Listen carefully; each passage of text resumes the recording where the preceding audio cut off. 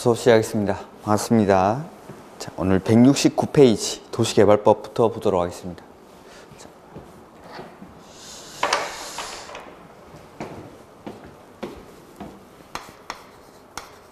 도시개발법이죠.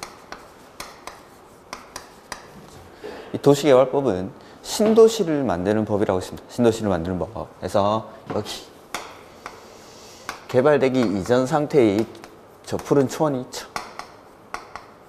이 저 푸른 초원은 그림 같은 집을 짓기 전 단계인 이런 네모 반듯한 택지를 조성하는 사업, 이게 도시개발 사업이 하는 역할입니다.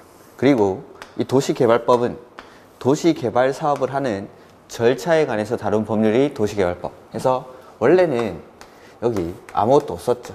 개발되기 이전 상태의 토지였는데 이걸 개발 사업을 통해서 이렇게 택지를 만들어내는 것, 이게 개발법이 하는 역할입니다. 그래서 도시개발법 중에 도시개발법은 이제 도시개발 사업을 하는 절차에 관해서 다른 법률이니까 우리가 저번 주에 도시군 계획사업에 대해서 배웠죠. 도시군 계획사업. 이 도시군 계획사업에는 사업이 세 가지가 있습니다. 첫 번째는 도시군 계획 시설 사업, 그 다음에 두 번째는 도시 개발 사업, 그 다음에 세 번째가 정비 사업. 이렇게 세 가지 사업이 도시군 계획 사업. 그 다음에 이 세 가지 사업은 셋 다 도시군 계획 사업이기 때문에 사업을 진행하는 절차가 다 동일하다라고 했었죠. 마지막에. 그래서 도시군 계획 사업은 먼저 계획을 만들고 하는 사업이라서 세 가지 사업은 항상 동일하게 맨 처음에는 계획을 만들고 합니다. 자, 시설 사업부터 먼저 보면은 시설 사업을 할 때 맨 처음에 만드는 계획이 단계별 집행계획이라는 걸 수립합니다. 단계별 집행계획. 이 계획을 만들고 나면 사업을 누가 할지를 정하죠. 그게 시행자지죠. 사업을 누가 할지가 정해지고 나면 이 시행자가 사업을 어떻게 할지에 대한 실시계획을 작성을 합니다. 실시계획은 시행자가 만든 거니까 이걸 인가받고 고시를 하고 나서 인가받은 대로 사업을 실시를 하죠. 그 다음에 사업이 완료가 되면은 마지막에 확인 절차로서 준공검사를 받게 됩니다. 이렇게. 그 다음에 이 이후에 뭐 공사 완료 공고라는 절차가 있는데 그런 것들은 필요한 때에만 따로 설명을 좀 드리겠습니다. 그 다음에 이게 이제 시설 사업을 하는 절차고 개발 사업 역시 시설 사업이랑 동일하게 하게 됩니다. 그래서 보면은 도시개발 사업을 할 때도 맨 처음에는 계획을 만드는데 그 계획이 개발 계획입니다. 개발 계획.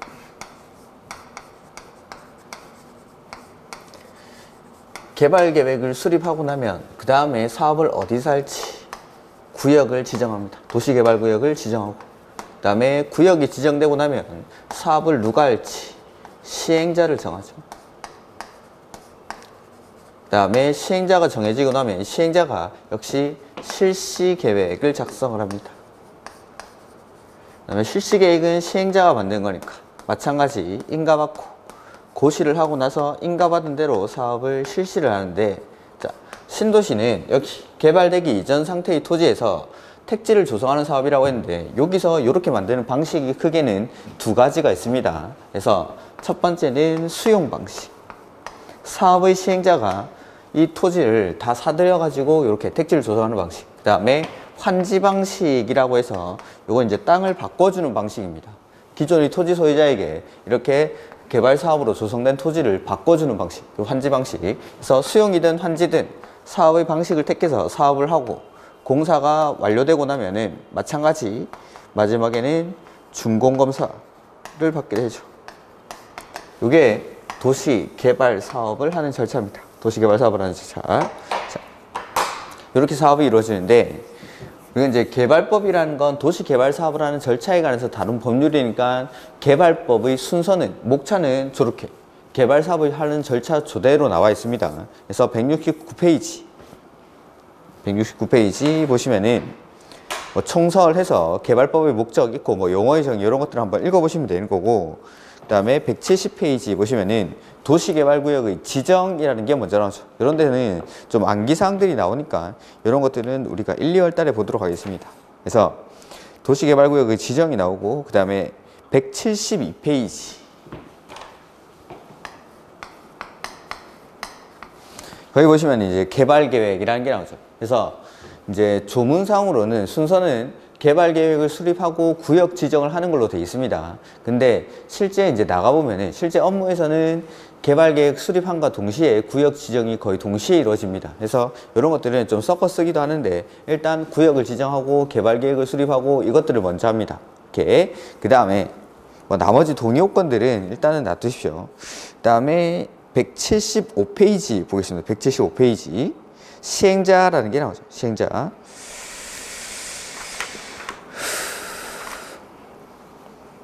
시행자는 원칙적으로 도시개발 사업의 시행자는 지정권자가 지정한다라고 되어 있는데, 우리가 도시개발 사업을 할 수 있는 시행자에는 크게 나눠보면 공공시행자랑 민간시행자로 구분할 수가 있습니다. 공공시행자, 그 다음에 민간시행자. 지금 여기는 안 나와 있는데, 공공시행자에는 어떤 사람들이 있냐면 국가 내지는 지자체, 국가나 지자체가 도시개발 사업을 시행할 수가 있습니다. 그 다음에 두 번째는 공공기관이라는 게 있습니다. 공공기관. 각종 공사들을 말합니다. 한국토지주택공사, 한국관광공사, 한국수자원공사 등등등 이런 각종 공사들이 도시개발 사업을 시행할 수가 있고, 세 번째는 정부 출연기관이라는 게 있습니다. 정부 출연기관. 정부 출연기관. 그래서 정부가 출자를 해서 만든 기관인데, 여긴 두 가지가 있는데 기본서에 가서 한번 보겠습니다. 그 다음에 네 번째는 지방공사. 이런 사람들이 공공 부분의 시행자. 그 다음에 민간 부분의 시행자에는 첫 번째 토지 소유자. 토지 소유자가 직접 도시개발 사업을 시행할 수가 있고, 두 번째는 이 토지 소유자들이 만든 조합이라는 게 있습니다. 조합. 그 다음에 세 번째는 수도권의 과밀억제 권역에서 수도권 외의 지역으로 이전하는 법인입니다. 자, 이런 것들을 먼저 한번 보면 수도권의 과밀억제 권역, 여기가 수도권이고 수도권에서도 과밀억제 권역에 속합니다. 자, 우리나라에서 가장 중요한 곳이 바로 이 수도권이죠. 수도권. 그래서 수도권은 따로 규제를 하는 법이 따로 있습니다. 그게 수도권 정비 계획법이라는 법이 있는데, 이 법에서는 수도권을 세 가지 권역으로 나눕니다. 세 가지 권역으로. 첫 번째가 과밀 억제 권역, 과밀 억제 권역. 그 다음에 두 번째는 성장 관리 권역. 그 다음에 세 번째가 자연 보전 권역. 이 권역들은 우리 공법책에 몇 번 이렇게 중간중간에 나오기 때문에 제가 설명을 드리는 건데, 이 법의 명칭은 아실 필요가 없습니다. 그냥 수도권 정비계획법에서 우리 수도권을 세 가지 권역으로 나눈다는 거. 과밀억제 권역, 성장관리 권역, 자연보전 권역. 그 중에서 과밀억제 권역, 말 그대로 너무 과밀이 되어 있으니까 이 과밀을 억제하겠다라는 거. 이미 개발이 밀집되어서 개발이 되어 있는 거. 이런데 뭐 강남이라든지 그런 데를 말하겠죠. 그 다음에 성장관리권역은 이제 막 성장하려는 지역, 신도시로 지정된 지역이겠죠. 그런데 그 다음에 자연보전권역은 말 그대로 수도권이라고 해서 이걸 다 개발하면 안 되니까 수도권 중에서 최소한의 녹지 공간을 확보하기 위한 지역이 요 자연보전권역이라고 생각하시면 됩니다. 요중에 여기 법인 중에서 수도권의 과밀 억제 권역에 위치한 법인인데, 이 법인이 수도권 외의 지역으로 이전을 한답니다. 착하죠. 착한 일 하고 있는 겁니다. 해서 이 법인에게 신도시를 개발할 수 있는 사업 시행 권한을 줍니다. 그래서 여기 있던 공장을 이전을 해야겠죠. 그 다음에 공장에 이전하게 되면 직원이라든지 그 근로자들이 살 수 있는 기숙사 내지는 숙소, 주택이 필요할 겁니다. 그래서 공장을 이전하고 주택을 지을 수 있는 신도시를 개발할 수 있는 권한을 이 법인에게 줍니다. 법인에게. 즉 수도권의 과밀역제 권역에서 수도권 외의 지역으로 이전하는 법인도 신도시를 만들 수 있는 권한을 가집니다. 이렇게 시행자를 크게 나눠보면은 이렇게 나뉘고 뭐든 뭐니 해도 가장 중요한 건 조합입니다. 조합. 그래서 조합이라는 게 여기 나와 있습니다. 그 뒤쪽에. 그래서 한번 보면 176페이지 도시개발 조합의 설립이라고 되어 있습니다. 176페이지.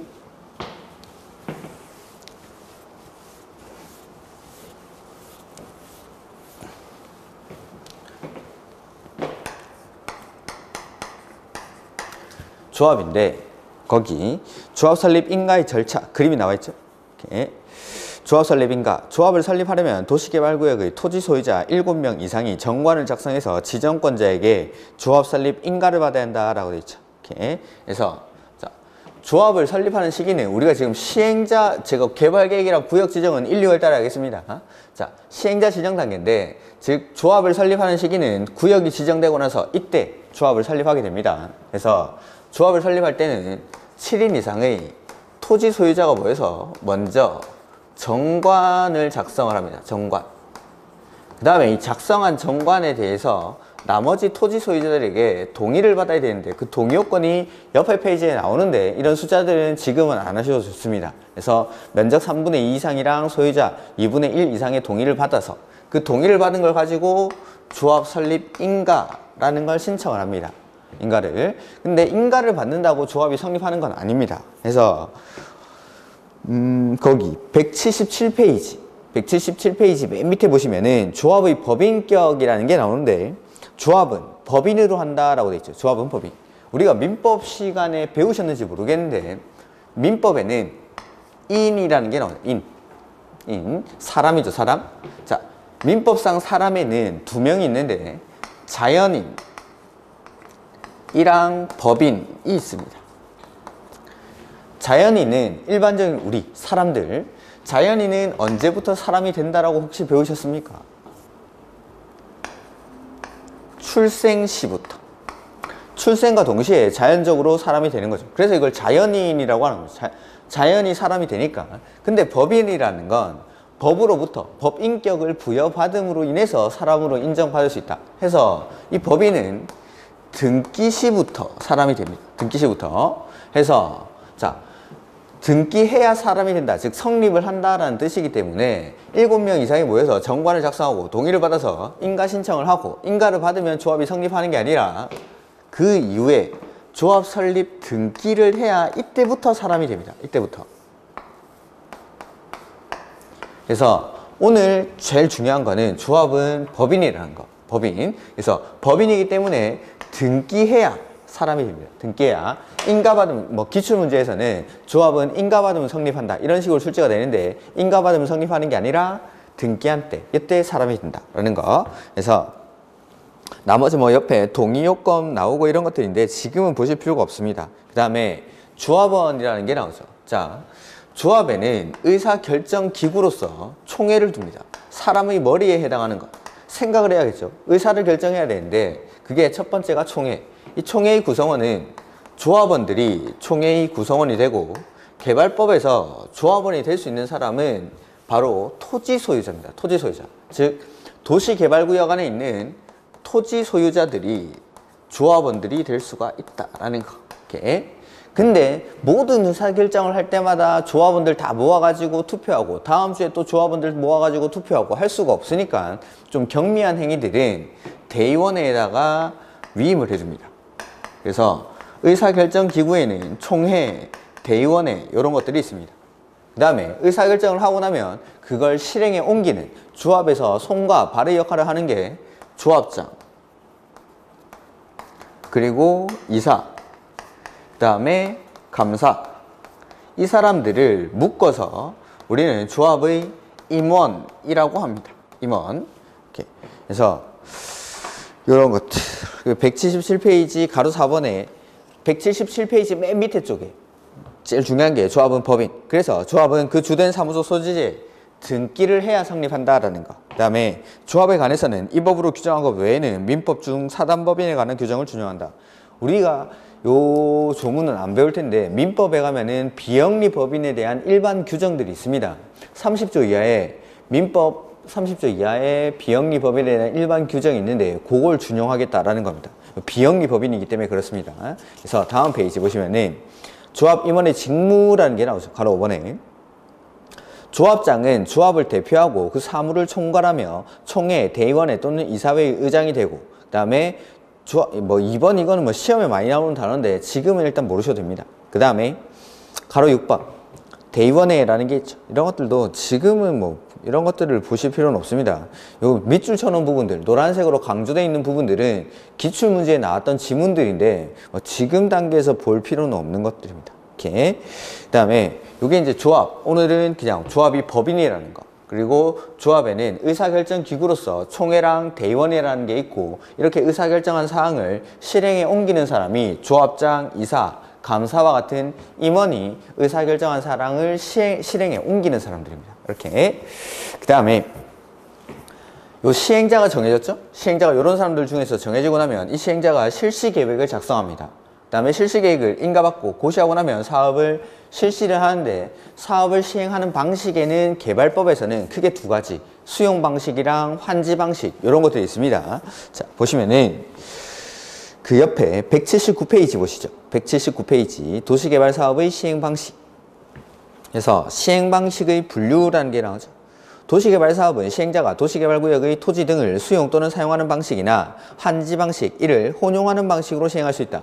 저는 수용 방식이랑 환지 방식만 써놨는데 이 두 가지를 섞어서 하는 방식이 있습니다. 그게 이제 혼용 방식. 그러니까 혼용 방식은 따로 독립된 방식이 아니니까 제가 따로 저기 쓰진 않았습니다. 그래서 크게는 수용 방식이랑 환지 방식이 있다는 거. 그래서 179페이지 3번에 지금 페이지 179페이지 보고 있습니다. 179페이지 보시면은 3번에 시행 방식의 결정이라는 게 나오죠. 그래서 가로 2번 먼저 보겠습니다. 가로 2번 수용 또는 사용 방식 해서 수용이나 사용 방식 이런 것들은 언제 하냐라는 건데 계획적이고 체계적인 도시개발 등 거기 다 중요한 게 아니라 집단적인 조성과 공급 이 말 집단적인 조성과 공급.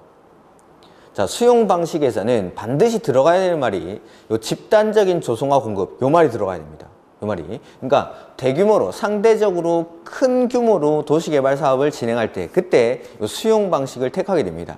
이렇게 집단적인 조성과 공급을 하니까. 그래서 계획적이고 체계적인 도시개발 등 집단적인 조성과 공급이 필요한 경우 이때 수용 방식을 택하게 됩니다. 그러니까 우리 주변에 보이는 대부분의 신도시들이 이 수용 방식으로 만들어진다라고 생각하시면 됩니다. 이렇게 대규모로 하다 보니까 우리 눈에 잘 보이는 거죠. 잘 보이는 거. 이런 것들이 수용 방식이고 위에 환지 방식 보시면은 동그라미 1번에 대지로서의 효용 증진과 공공시설의 정비를 위해서 토지의 교환, 분합, 그 밖에 구획 변경, 지목 또는 형질 변경이나 공공시설의 설치 변경이 필요할 때 그러니까 기존의 토지는 효용도 많이 떨어져 있고 공공시설도 많이 부족한 그런 토지들인데 이걸 환지 방식으로 사업을 해서 효용도 증진을 시키고 부족하던 공공시설도 확충을 해주기 위해서 하는 방식이 환지 방식, 땅을 바꿔주는 방식으로 하는 겁니다. 두 번째, 도시개발 사업을 시행하는 지역의 시가가 인근의 다른 지역에 비해서 현저히 높죠. 땅값이 엄청나게 비싼데 이걸 수용 방식으로 해버리면은 사업비가 엄청나게 증가할 겁니다. 자, 수용 방식의 장점이라면은 시행자가 수용 방식의 경우에는 시행자가 사업을 할 때 토지를 사들여 가지고 일괄적으로 공급을 하는 방식이다 보니까 사업의 속도가 빠릅니다. 환지 방식보다는. 다만 이 토지를 다 사들여야 되니까 비용이 많이 증가하는 거죠. 이렇게. 요게 장점이고 단점입니다. 그러니까 토지 가격이 인근이 다른 지역에 비해서 현저히 높다면 이 비용이 더 증가하겠죠. 그러면은 사업을 하기가 힘드니까 환지 방식으로 하겠다라는 겁니다. 그 다음에 환지 방식 같은 경우에는 기존 토지 소유자들에게 권리 조정을 해줘야 됩니다. 기존의 토지 소유자가 가지고 있는 토지가 얼마로 평가가 되는지 그리고 그 사람에게 얼마짜리 토지를 나눠줄지 이런 것들에 대한 조정이 필요하기 때문에 사업의 속도는 많이 떨어집니다. 다만 내가 토지를 한꺼번에 사들이는 게 아니기 때문에 비용은 상대적으로 낮아지겠죠. 이렇게 해서 뭐 속도라든지 비용적인 측면에서 수용 방식이랑 환지 방식을 택하게 됩니다. 그러니까 수용 방식은 집단적인 조성과 공급을 필요할 때 그때 수용 방식으로 하다 보니까 우리 눈에 많이 보입니다. 우리 눈에. 근데 환지 방식은 안 하는 게 아니라 상대적으로 소규모로 이루어지다 보니까 눈에 잘 보이지 않지만 환지 방식도 많이 이루어지는 방식입니다. 이렇게.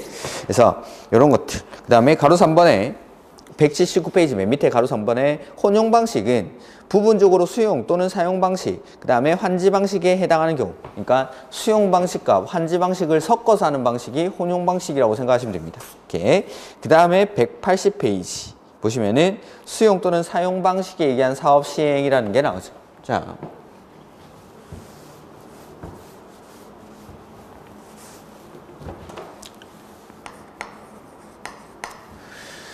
수용 방식은 여기 개발되기 이전 상태의 이 토지를 사업 시행자가 이걸 강제적으로 수용을 하는 거죠. 사들여서 택지를 조성하는 것. 이게 수용 방식입니다. 이렇게. 근데 이 택지를 조성할 때 모든 토지를 이렇게 만드는 건 아니고 일부 그대로 남겨두는 이런 토지들이 있습니다. 이렇게. 자, 시행자가 이 토지를 강제적으로 수용을 해서 하는 사업이 수용 방식. 자, 보시면은 가로 1번에 시행자의 수용 또는 사용해서 시행자는 1라고 돼 있죠. 그러니까 시행자가 우리 여기 보면은 공공시행자랑 민간시행자 이렇게 구분했는데 수용의 맨 처음에 주어가 그냥 시행자는 이라고 돼 있으니까 공공도 수용을 할 수 있고 민간도 수용을 할 수 있습니다. 공공만 수용하는 건 아니고. 그래서 모든 시행자는 도시개발 사업에 필요한 토지 등을 수용하거나 사용할 수 있다. 다만 민간이 수용을 하기 위해서는 동의요건이 필요합니다. 이런 동의요건들은 지금은 하지 않습니다. 그냥 놔두시면 됩니다. 그래서 모든 시행자, 공공이든 민간이든 수용할 수 있지만 민간 시행자는 수용을 할 때 동의가 필요하다는 거. 그 다음에 가로 2번에 법의 명칭이 하나 나오는데 요건 좀 기억을 하죠. 자, 앞으로 우리가 공법책을 보다가 수용이라는 글자가 나올 겁니다. 수용이라는 글자가. 수용이 총 4분야에 걸쳐서 나오는데 이 수용들이 나올 때마다 항상 원칙은 공익, 사업을 위한 토지 등의 취득 및 보상에 관한 법률을 준용합니다. 준용한다는 건 뭐 비슷비슷하니까 빌려 쓰겠다라는 겁니다. 이렇게 수용이라는 글자를 보자마자 이제 반사적으로 원칙, 무슨 법을 준용하죠? 라고 제가 질문을 할 겁니다. 수용이 나오면 원칙, 무슨 법을 준용합니까? 라고 하면 공익사업을 위한 토지 등의 취득 및 보상에 관한 법률을 준용한다 라고 하시면 됩니다. 근데 이거 법률 명칭이 너무 길죠? 이제 앞으로 좀 줄여야죠. 그래서 공치법이라고 하겠습니다. 그래서 원칙적으로 수용을 할 때는 항상 공치법을 준용한다 라고 생각하시면 됩니다. 자, 수용이라는 건 기본적으로 자, 여기 토지가 있는데 1번지, 2번지 이렇게 했습니다. 근데 내가 1번지 토지 소유자고 2번지는 다른 사람의 토지인데 1번지 토지 소유자인 내가 내 토지 위에 건물을 지으려고 하는데 내가 지으려는 건물의 규모가 내 토지만 가지고는 지을 수 없는 이런 건물을 지으려고 합니다. 이런 건물을. 그러면은 이제 2번지 토지도 필요해졌죠, 내가. 그때 이 2번지 토지의 소유권을 취득하기 위해서는 1번 매매를 해야 된다. 매매 계약을 통해서 2번 토지 소유자로부터 이 소유권을 취득을 해야 된다. 아니면 내 건물을 짓는데 토지가 부족하니까 2번지 토지를 수용해야 된다. 어떤 거 해야 되죠? 내가 건물 짓는데 내 토지 면적이 부족하면은 2번지 토지를 매매 계약을 통해서 사들여야 됩니까? 그냥 강제적으로 수용을 하면 됩니까? 매매를 해야죠. 사야죠. 내 토지 면적이 부족하더라고 남의 땅을 그냥 강제로 보상금 줄 테니까 나가 라고 할 수는 없는 일이죠. 그래서 원칙적으로 매매해야 된다. 근데 수용이라는 건 내가 하는 사업이 공익사업이기 때문에 나한테 주는 특권입니다. 특권. 요걸 기억을 하셔야 됩니다. 수용이라는 건 기본적으로 특권이라는 거. 해서 공익사업을 하는 사람들이 할 수 있는 게 수용입니다. 그래서 수용은 총 4군데에 걸쳐서 나올 텐데 그 수용들이 나올 때마다 항상 원칙은 요거. 공익사업을 위한 토지 등의 취득 및 보상에 관한 법률. 이 법률을 준용한다라고 반사적으로 나옵니다. 반사적으로. 수용을 할 때는 항상 무슨 법을 준용하죠? 공치법. 공익사업을 위한 토지 등의 취득 및 보상에 관한 법률을 준용을 합니다. 원칙. 근데 원칙이 있으면 당연히 예외가 있겠죠. 그래서 특례가 있는데 이 특례는 자 원칙은 공치법을 준용을 하니까 특례는 공치법을 준용을 안 한다라고 해서 이게 특례입니다. 그래서 이 특례에는 뭐 사업 인정 고시의 특례, 재결 신청 기간의 특례 이런 것들이 있는데 그러한 내용에 대해서는 1, 2월 달에 보도록 하겠습니다. 그래서 항상 수용이 나오면은 일단 요거 공치법을 준용한다라는 거. 공익사업을 위한 토지 등의 취득 및 보상에 관한 법률. 이 법률 명칭 하나 좀 기억하시고 토지 상한채권 이런 것들은 지금 안 보셔도 됩니다. 그 다음에 181페이지 3번, 4번에 보시면은 원형지, 그 다음에 조성토지 이런 게 나오죠. 3번, 4번에. 자, 조성토지라는 건 도시개발 사업을 수용 방식으로 해서 이렇게 네모 반듯하게 조성한 토지를 조성토지라고 합니다. 조성한 토지를. 근데 원형지라는 건 이렇게 공사를 해서 네모 반듯하게 조성한 토지가 아니라 원래 형태 그대로 주는 땅. 그래서 원래 이 개발되기 이전 상태인 저 푸른 초원 상태 그대로 준다라고 해서 원래 형태의 땅이다라고 해서 원형지라고 부릅니다. 그래서 도시개발사업에 의해서 조성된 토지를 조성토지, 원래 형태의 땅이다라고 해서 이걸 원형지라고 부릅니다. 조성토지랑 원형지, 조성토지랑 원형지 뭐 용어들만 좀 기억하시면 됩니다. 이렇게. 그래서 시행자는 원형지 보시면은 시행자는 도시를 자연 친화적으로 개발하거나 복합적, 입체적으로 개발하기 위해서 필요한 경우에는 미리 지정권자의 승인을 받아 다음의 어느 하나에 해당하는 자에게 원형지를 공급하여 개발하게 할 수 있다. 이 경우 공급될 수 있는 원형지 면적은 도시개발구역 전체 토지 면적의 3분의 1 이내로 한정한다라고 돼 있죠. 자, 도시개발 사업을 하는데 전부 다 아직 개발되기 이전 상태의 이 땅으로 줄 수는 없으니까 이거는 면적은 3분의 1 이내에서만 이렇게 원형지로 공급할 수가 있습니다. 원형지로. 그 다음에 이 원형지는 장점과 단점이 있는데 장점에는 어떤 게 있을까요? 장점. 원형지의 장점에는 자, 우리가 마트에 가죠. 마트에 가면은 깐 마늘이 있고 안 깐 마늘이 있습니다. 어떤 게 가격이 더 비싸죠? 깐 마늘이 더 비싸죠. 깐 마늘이. 그건 까놨으니까. 즉 조성토지랑 원형지 가격을 비교를 해보면은 당연히 조성토지가 더 비쌉니다. 이건 내가 사업비를 들여서 공사를 했으니까. 즉 원형지는 가격이 쌉니다. 조성토지에 비해서. 근데 이 가격이 싼 땅을 아무한테나 줄까요? 아무나 받을 수 없을까요? 가격이 싸기 때문에 이 원형지는 아무에게나 주지는 않습니다. 그래서 거기 박스 안에 있는 사람, 딱 그 사람들만 받을 수 있습니다. 거기 국가지자체, 그 다음에 공공기관, 그 다음에 지방공사, 그 다음에 국가지자체, 공공기관이 시행한 공모에서 선정된 자, 그 다음에 5번째, 학교나 공장부지로 직접 이용하는 자, 이런 사람들. 국가지자체, 공공기관, 지방공사, 국가지자체나 공공기관이 시행한 공모에서 선정된 자, 학교나 공장부지로 직접 이용하는 자, 이런 사람들만 원형지 개발자가 될 수가 있다라는 겁니다. 이런 사람들만.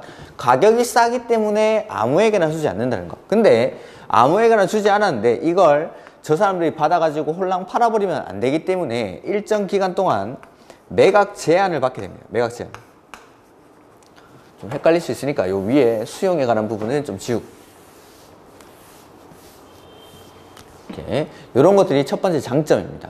이렇게. 그 다음에 두 번째 장점은 조성토지로 조성을 하지 않고 개발되기 이전 상태 그대로 주기 때문에 개발의 다양성을 확보를 할 수가 있습니다.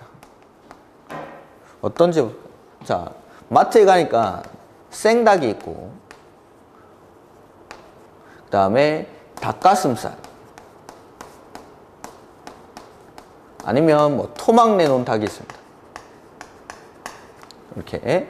자, 생닭을 사오는 거랑 닭가슴살이나 토막 내놓은 닭을 사오는 거랑 내가 할 수 있는 요리의 종류는 생닭 쪽이 훨씬 더 많겠죠. 원래 상태 그대로 주는 겁니다. 네 마음대로 한번 해보라고. 그러면은 내가 이걸 삼계탕을 할 수도 있고, 내가 직접 토막을 내서 닭도리탕을 할 수도 있고, 여러 가지 방법이 다양한 거죠. 다양한 거. 근데 닭가슴살, 익혀져 나온 닭이라든지 토막 내놓은 닭을 사오면은 이 생닭을 사온 것보다 상대적으로 내가 할 수 있는 요리의 종류는 제한이 되게 됩니다. 이것도 마찬가지. 자, 개발되기 이전 상태의 토지 그대로 공급을 하다 보니까 이 원형지에서는 내가 개발할 수 있는 다양성을 확보할 수 있다라는 게 장점입니다. 다만 생닭을 사와가지고 내 마음대로 요리를 하면 그때 단점이 뭐죠? 단점이? 내 마음대로 요리를 하면 맛이 없죠. 맛이. 그래서 단점, 원형지의 단점은 난개발의 우려가 있더라고요. 난개발. 그래서 이 난개발을 막기 위해서 원형지는 지정권자의 통제를 받게 됩니다. 아까 원형지를 공급할 때 지정권자에게 승인을 받으라고 했고, 이런 것들. 항상 이 원형지를 공급할 때는 지정권자가 통제를 한다는 거. 이런 것들이 원형지. 그래서 원형지는 장점과 단점에서 이 원형지의 모든 제도들을 이렇게 유추해낼 수가 있습니다. 그 다음에 이제 조성토지죠. 조성토지는 말 그대로 도시개발 사업으로 인해서 조성된 토지를 조성토지라고 합니다. 이렇게. 그래서 이런 데서 나오는 것들이 뭐냐면은 이렇게 원형지는 아무에게나 주지 않는다라고 했으니까, 그러면 누구한테 주는지, 그 다음에 누구한테 주는지를 정할 때 어떻게 정하는지, 그래서 원형지 개발자를 어떻게 선정하는지에 대한 방법입니다. 아무나 받으면 안 되기 때문에, 자, 원형지 개발자를 선정하는 방식에는 경쟁입찰 내지는 추첨, 그 다음에 수의계약, 이러한 방식들로 선정을 할 수가 있을 텐데, 아무나 받을 수 없는 땅이기 때문에 경쟁입찰, 추천, 수의계약 중에서 어떤 방식을 택하는 게 좋을까요? 원형지를 공급할 때 아무나 받으면 안 되니까 수의계약으로, 뜻에 따르겠다 이 말이죠. 따를 숫자에다가 뜻의자 해가지고 시행자 마음대로 아, 저 사람한테 줘야지 하면은 그 사람한테 주는 겁니다. 아무나 받으면 안 되기 때문에. 근데 조성토지 같은 경우에는, 자, 내가 사업 시행자입니다. 도시개발 사업의 시행자로서 조성토지를 조성을 해서 이걸 분양을 하려고 합니다. 자, 조성토지를 공급할 때 이 도시개발 사업을 한 목적은, 이 시행자는 돈 벌려고 한 겁니다. 돈 벌려고. 수익 사업을 위해서. 돈 벌려고 공익적인 측면이 없는 건 아니지만, 나도 도시개발 사업으로 인해서 조성한 토지를 팔아가지고 수익 사업을 하려고 사업을 한 거죠. 그러면은 내가 도시개발 사업의 시행자로서 여기 A-1구역을 분양하려고 합니다. 이 땅을 팔 때는 누구한테 파는 게 좋을까요? 내가 시행자라면 돈 많이 주는 사람, 돈 제일 많이 주는 사람한테. 돈 제일 많이 주는 사람한테 팔려면 여기 방식 중에서 경쟁입찰, 추첨, 수의계약 중에 어떤 걸 택하는 게 좋을까요? 그래서 조성토지는 원칙은 추첨의 방식으로 공급을 하게 돼. 경쟁입찰 방식으로. 제일 돈 많이 주는 사람한테 팔아야 되니까. 근데 예외적으로 추첨하는 경우가 있고 수의계약하는 경우가 있습니다. 그러니까 원칙적인 공급 방법들은 외우는 게 아닙니다. 원형지는 아무나 받으면 안 되니까 수의계약 방식으로 원형지 개발자를 선정을 하게 되고, 조성토지는 제일 비싸게 팔아야 되니까 경쟁입찰 방식으로 조성토지를 공급을 한다라는 거. 이런 원칙들. 왜 그런지만 기억을 하시면은 이런 것들은 외우는 내용이 아니라는 거죠. 이렇게 공급 방법 해서 나머지 내용들은 뭐 지금은 안 보셔도 좋습니다. 이렇게. 그 다음에 183페이지 한번 보시죠. 183페이지.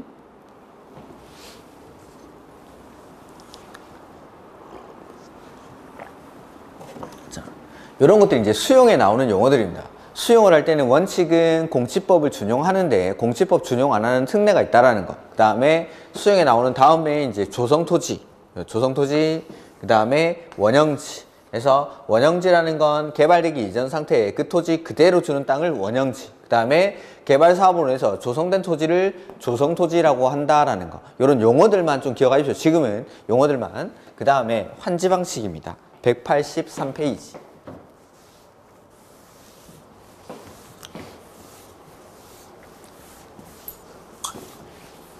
자, 집단적인 조성과 공급이 필요할 때 그때 수용 방식을 택하게 되고, 환지 방식은 아까 대지로서의 효용 증진과 공공시설의 확충 등을 위해서 그때 하는 게 환지 방식 해서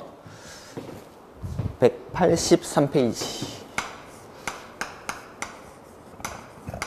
자, 환지 방식은 여기 환지되기 전의 토지가 있습니다.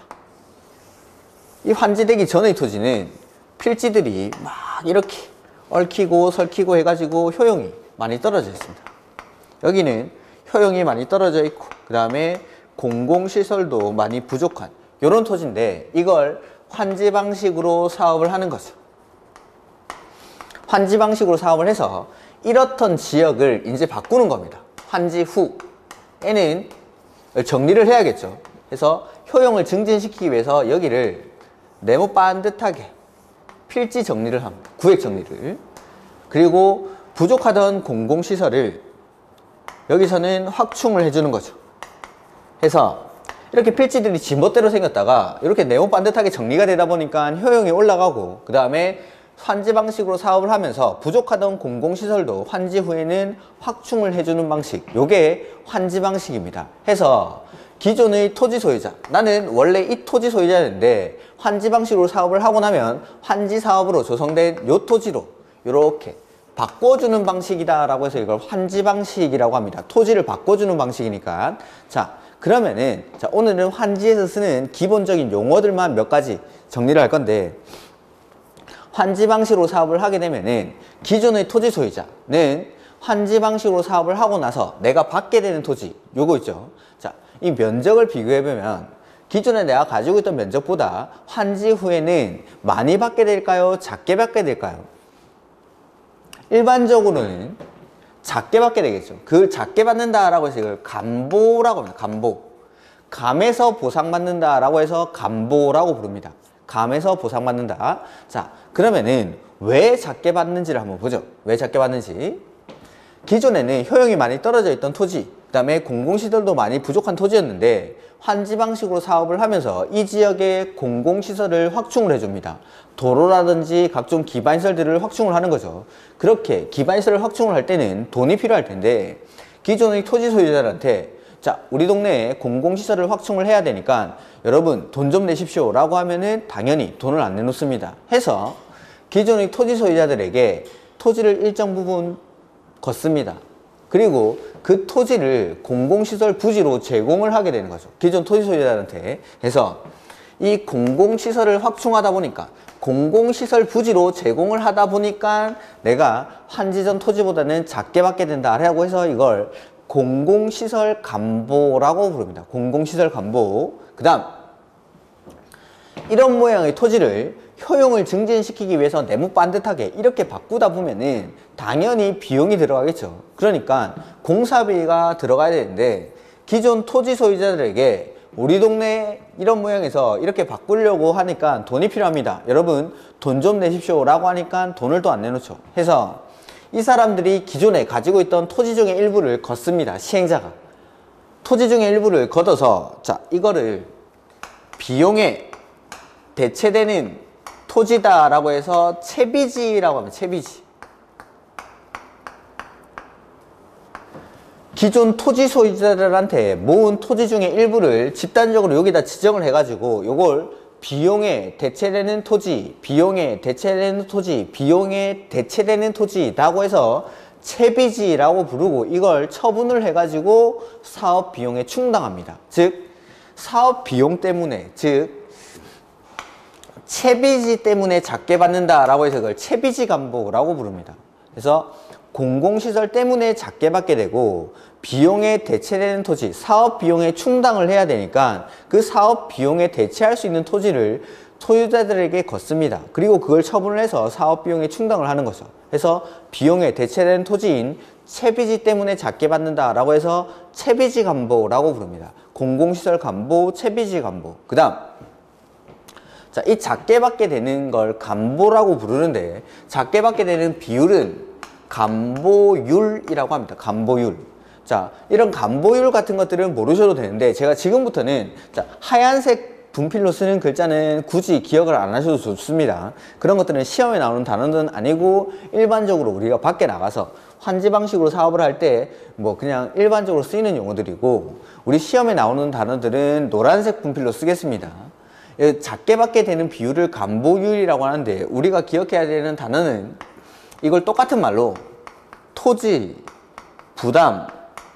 부담률이라고 합니다. 토지 부담률. 내가 부담해야 되는 토지의 비율이라고 해서 이걸 토지 부담률이라고 합니다. 토지 부담률. 자, 다시 한번 보면 환지 방식은 기존에 효용도 많이 떨어져 있고 공공시설도 부족하던 토지를 환지 방식으로 사업을 해서 효용도 증진시키고 부족하던 공공시설도 확충해주는 방식, 이게 환지 방식입니다.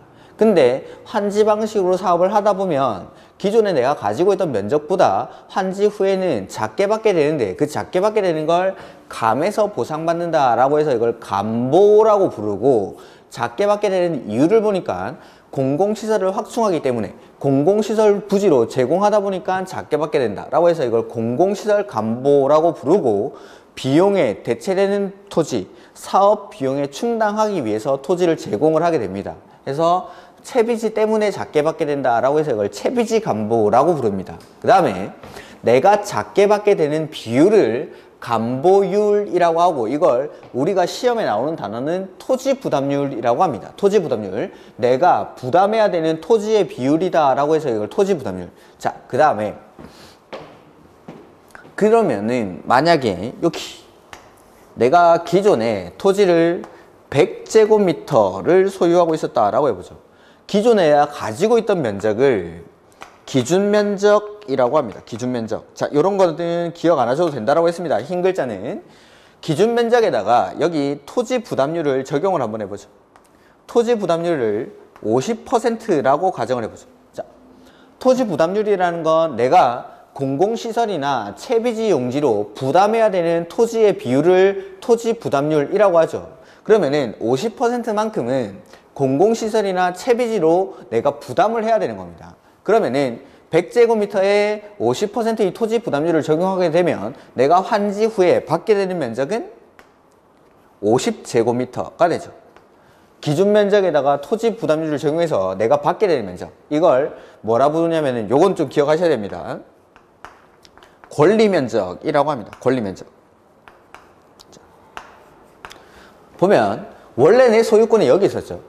기존 토지에 있었는데 환지 사업으로 사업을 하게 되면은 토지를 이런 모양으로 바꾸게 되고 내가 가지고 있던 소유권을 이쪽으로 이전해 줍니다. 즉 내 권리는 환지 사업을 하게 되면은 여기 있는 게 아니라 여기 내 권리가 있으니까 이걸 권리면적이라고 부릅니다. 권리면적. 이렇게. 그다음 우리가 이제 개발행위 허가에서 잠깐 봤었는데, 개발행위 허가에는 6가지 허가사항이 있습니다. 기억이 안 나실 수 있으니까 잠깐 앞에 갔다 오면은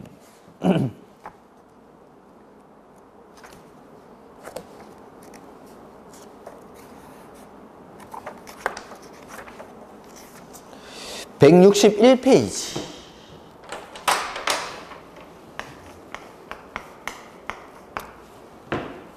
(161페이지) 거기 보면 밑에 허가 대상 행위라는 게 해서 그 박스에 6가지 행위를 할 때는 난개발의 우려가 있기 때문에 허가를 받고 한다라고 했었죠. 그래서 건축물의 건축, 공작물의 설치, 토지의 형질 변경, 토석 퇴치, 토지의 분할, 물건을 쌓아놓는 행위 해서 다음 페이지에 보시면은 동그라미 4번에 토지 분할이 나오는데, 그 중에서 제가 니은만 했습니다. 니은.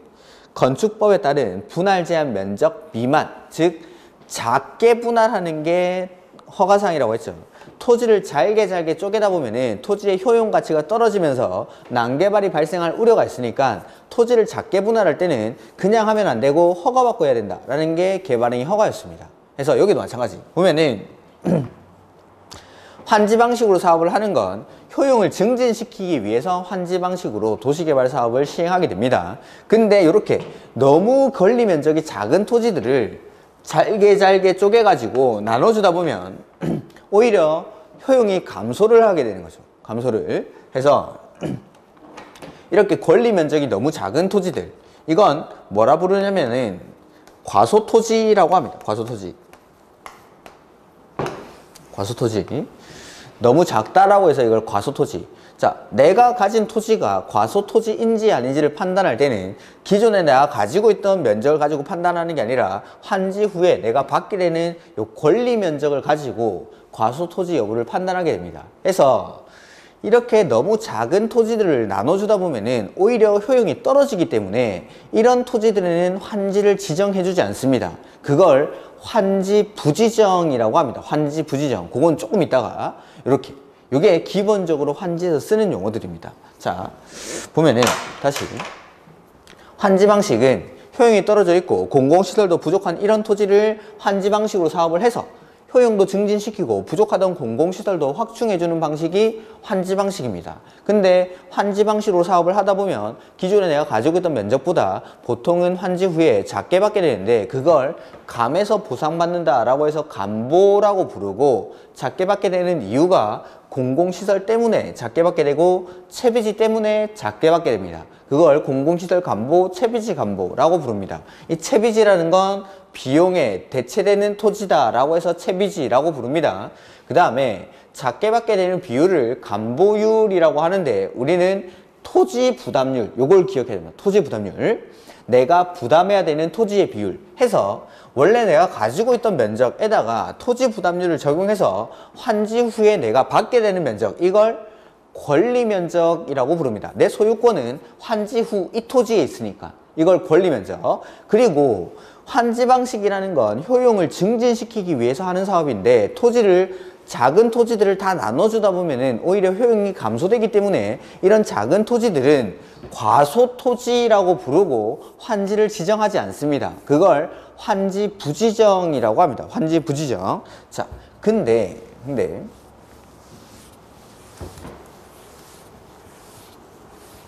환지를 할 때에는 거기 183페이지 가로 2번에 환지계획 작성의 기준이라는 게 나오죠. 환지계획은 종전의 토지와 환지의 위치, 지목, 면적, 토질, 수리, 이용상황, 환경, 이렇게 7가지 기준이 있습니다. 위치, 지목, 면적, 토질, 수리, 이용상황, 환경, 그 밖의 사항을 종합적으로 고려해서 합리적으로 정하여야 한다라고 되어 있죠. 그래서 이 기준을 100% 다 적용을 해서 환지를 하게 되면 그걸 적응환지라고 부릅니다. 적응환지. 이렇게 하는 게 원칙입니다. 원칙. 거기 나오는 7가지의 기준을 다 적용해서 하는 환지를 적응환지라고 부릅니다. 이게 원칙. 환지를 할 때는 그 기준에 맞춰서 환지를 해야 되는데 기준을 적용을 일부 안 하는 게 있습니다. 안 하는 게 예외적으로. 그래서 이 기준에 맞춰서 주는 게 원칙인데 내 권리 면적보다, 그러니까 적응환지를 통해서 나오는 권리, 그것대로 주는 게 원칙. 권리 면적대로. 근데 이 권리 면적보다 좀 더 줄 수 있습니다. 더 줄 수 있다. 자, 더 준다라고 해서 그걸 뭐라 부르냐면은 증환지라고 부릅니다. 내 권리 면적보다 좀 더 받았다고 해서 증환지. 그 다음에 내 권리 면적보다 좀 덜 받을 수 있습니다. 감환지라고 부릅니다. 더 받으면 증환지, 덜 받으면 감환지. 그 다음에 아까 여기 과소토지인 이런 사람들에게는 환지를 지정해주지 않는다라고 했죠. 환지를 지정하지 않는다라고 해서 이걸 환지 부지정이라고 부릅니다. 더 줄 수 있고 덜 줄 수 있고 안 줄 수 있고, 더 주면 증환지, 덜 주면 감환지, 안 주면 환지 부지정, 이런 단어들, 이렇게 환지에서 기본적으로 쓰이는 용어들입니다. 이런 것들이. 그래서 오늘은 그 용어 정도만 정리를 하겠습니다. 용어 정도만. 요까지가 환지 방식. 그 다음에 마지막에 비용 부담이라고 해서 도시개발 채권 같은 게 나오는데 지금은 안 보셔도 됩니다. 지금은. 그래서 개발법에서는 일단 사업의 절차, 시설 사업이랑 동일한 절차에서 사업을 시행하게 되고, 오늘은 시행자의 조합 잠깐 봤죠. 조합의 법적 성격은 법인이라는 거. 그것만, 법인이기 때문에 인가받으면 성립하는 게 아니라 등기한 때 성립한다라는 거. 그 다음에 수용 방식. 수용을 할 때는 항상 무슨 법을 준용하죠? 공익, 사업을 위한 토지 등의 취득 및 보상에 관한 법률, 공치법을 준용한다라는 게 자동으로 나와야 됩니다. 수용 나오면 공치법을 준용한다. 그 다음에 환지 방식은 이러한 방식으로 시행하는 방식을 환지 방식이라고 부릅니다. 이렇게 개발법은 여기까지 하고 조금 쉬었다가 정비법을 보도록 하겠습니다.